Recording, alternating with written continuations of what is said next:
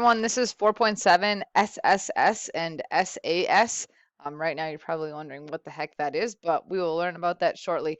Just a little forewarning, this lesson is a little bit on the longer side, so probably closer to 10 to 12 minutes instead of our usual 5, but that's okay. So first thing we want to talk about is just a recall, so remember, in other words. Remember that triangles are congruent if they have 3 congruent sides and 3 congruent angles. So if we're looking here at the red triangle and the green triangle, so far the only way that we would know that they are congruent is if we were to mark congruent sides and congruent angles.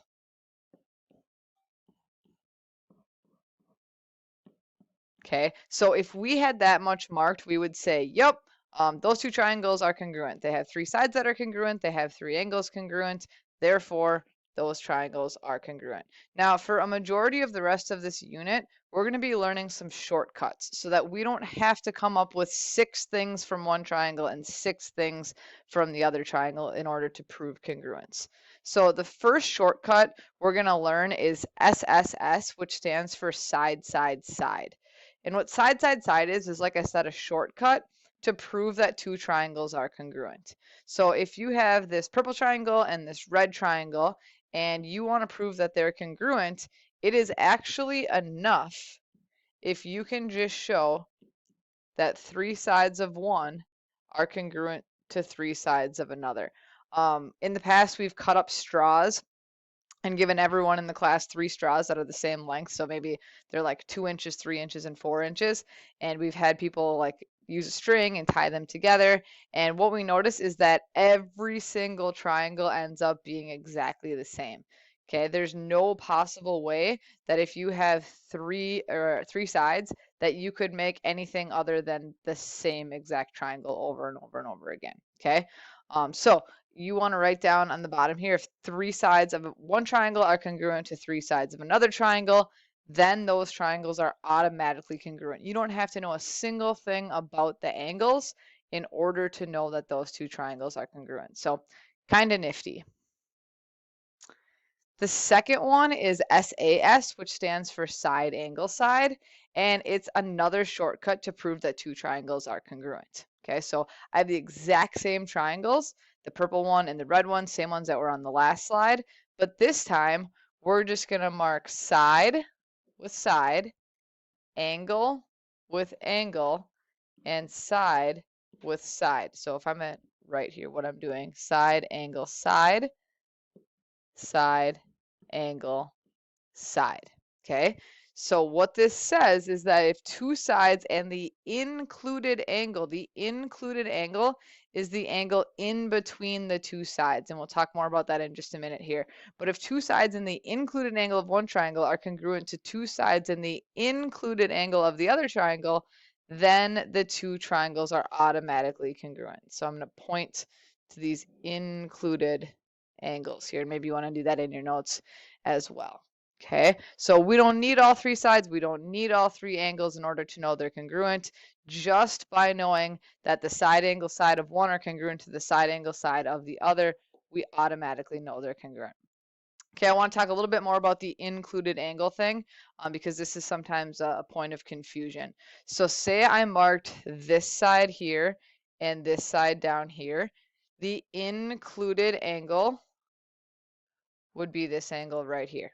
Okay, I'm going to do maybe in a different color here, another example. I'm going to mark this side and this side. Okay, if I'm looking at the blue markings, the included angle would be that angle in between. Okay, side, angle, side.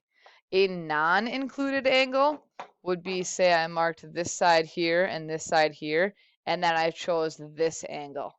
Okay, that would be side, side, angle, which is not the same as side, angle, side. So just make sure when you're using side, angle, side that that angle is between your 2 sides, not away from it, not the non-included angle.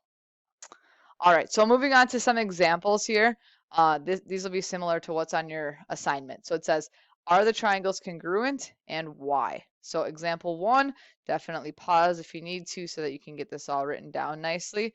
Are those two triangles congruent and why? So we have to use our properties. So first thing I notice is that these two triangles in question, they share a side. They're bumping up to each other.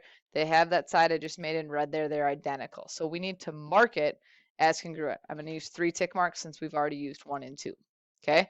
At that point, let's check what we got. We have side, side, side. 1 mark, 2 marks, 3 marks on our left triangle. And then we have side, side, side. 1 mark, 2 marks, 3 marks with our right triangle. So yes, these triangles are congruent. And our reason is by side, side, side. Okay. Example 2. First thing I notice is that we have an X, which means we have some vertical angles, so I'm going to mark them. Okay. After that, I always do this when I'm testing these. I'll write down what I have. I have a side, an angle, and a side. On the second triangle, I have a side, an angle, and a side. So yes, those are congruent by side, angle, side. They have the same markings. 2 tick marks and 2 tick marks, 3 tick marks and 3 tick marks, and then that congruent angle in between those two sides. All right, example 3. Looks like we have a side marked and a side marked, an angle marked and an angle marked. The next thing I notice is that they share a side, so I'm going to mark it. Okay. Now, looking at the triangle on the left-hand side, I'm going to ignore the one on the right. And actually, I might even like pull a shape here to just help us ignore that side. Let's fill that in like that. All right, so if we just kind of ignore what's on the right side there and we just look at this left triangle, I can see I have a side, and I don't have the angle in between. The angle in between would be up top there. I have this angle down here. That's a non-included angle. Okay, so that really doesn't do us any good. We can't use side angle side on this one. It's actually ASS. That's a swear word. No S in math. No ASS. SAS, yes, but not ASS. So this one would be not enough information. Okay, they could be congruent. It's possible, but we just don't know. We don't have enough information. The triangle on the right does have a side angle side, but since the one on the left doesn't have that top angle marked, we don't know. We don't know what this is, so we don't know if those triangles are congruent or not. All right, we're almost done here, I promise. So next set of examples, it's asking us what additional information do we need in order to prove the triangles are congruent by the given reason. So what this means is that we should be using side, side, side to prove that these two triangles are congruent. So in order to use side, side, side, we need to have all 3 sides marked as congruent. So it looks like we already have 2 tick marks and 3 tick marks. So let's use 1 tick mark and 1 tick mark. So if these triangles were going to be congruent, we would need to know that XZ is congruent to UW. Okay, if we knew that, then we would know that those two triangles are congruent. Okay, but we don't know that, so we don't know for sure, but that's the information that we would need. Okay, example 5, we're supposed to use side angle side. So what we can do before we even start is we can mark RQ congruent to RQ. That's fine. That's really given to us. It's the reflexive property. So we know that those are congruent. In order to use side angle side, we would need side angle side. So we would need this angle here on the left triangle, and then on the right triangle, we would need side angle side. So what we're missing are those angles down there. Okay, so we need to name them using 3 letters. So we would need angle SQR